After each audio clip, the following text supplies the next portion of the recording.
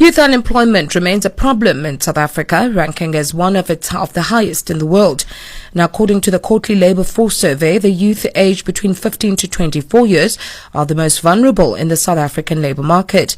The unemployment rate among this age was 59% in the first quarter of 2020. To discuss this, we join on the line by Mabel Mnensa, who is a marketing manager at an online crowdfunding platform, Phoenix. Mabel, thank you so much for joining us. Welcome to Africa Midday. Thank you for having me. Hope you have a good day. I'm having a good day. Thank you so much. It's great to have you here, Mabel. Let's talk a bit about these stats that have come out. I mean, what has been your reaction as Phoenix when these numbers came out? I think we can all agree that the statistics are actually quite startling, and like the youth unemployment rate is it's very high at 59. I think we are one of the highest unemployment rates in the world. But what's a bit heartening is that graduates aged between 15 and 24 have an unemployment rate at 33.1%. I mean, this is still a high number, but it shows, the graduate unemployment rate shows that it's still lower than the rate among those with other educational levels. And it shows that education is still key to improving young people's prospects in the South African labor market. Now, do you believe, Mabel, that education, of course, and skills development in addition to that, may be some of the things that we can use in addressing this unemployment problem? I know you've outlined education as one, but let's talk about skills development as well. No, skills in development, it's very crucial. And I think students need to understand that education is going to be what gets them into the economy, but they need to always be open to skills development and to learning new skills. I think that's what this COVID has taught us, is that you have to be agile and versatile and learnable. So, for example, one of the students that is on our platform, his name is Lunga. He's an engineering student, and he's in his third year, and he used to work at the computer labs at university. And obviously with the campus closed, he was not able to get an income anymore. And he came to us and asked us that he needed help. And we had another corporate came to us and said they're looking for social media virtual assistants.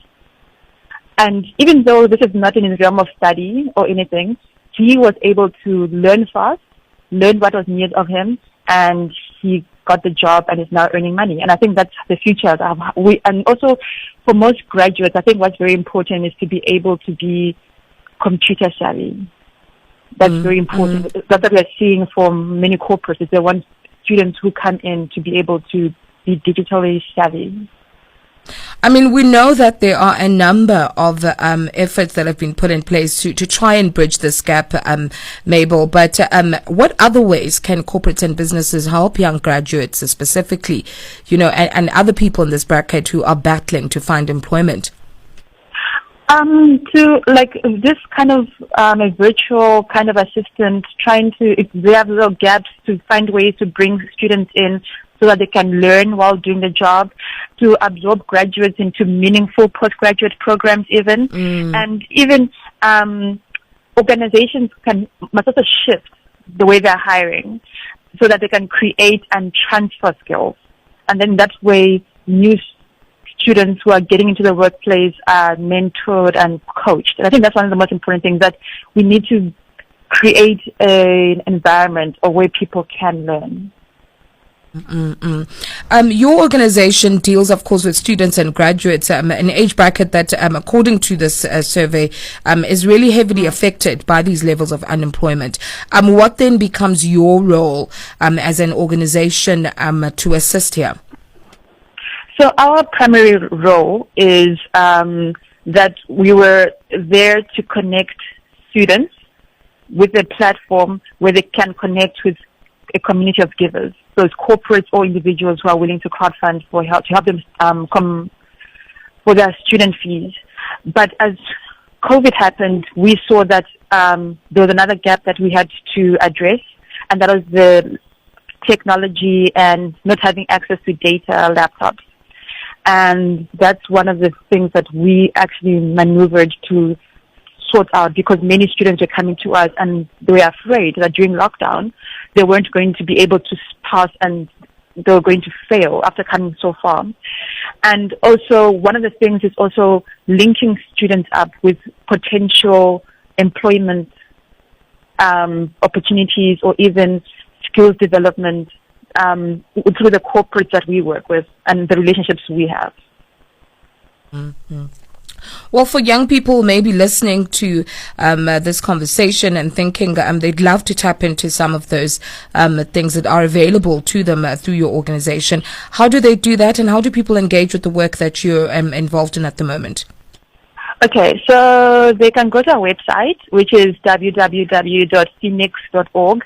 And it's not Phoenix as the bird, but it's FEENIX.org, because it's like Nick's fees. Phoenix.org, or they can go to social media. We're on Twitter, Facebook, Instagram, YouTube. Just search #Phoenix. And if students want to contact us directly, they can contact us at 063-968-7544.